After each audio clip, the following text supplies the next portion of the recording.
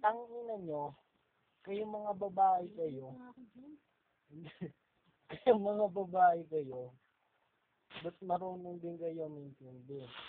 Hindi yung kayo na lang lagi ang iniintindi naming mga lalaki. Ayan, kasama ko si Goryo. Isa rin po siya sa mga taong bigo. Katulad ko. O, di ba? Tinutungan pa ako. Eh kasi naman, ito lang masasabi namin sa inyo mga babae kayo. Huwag yung pagsiloso ng mga boyfriend mo.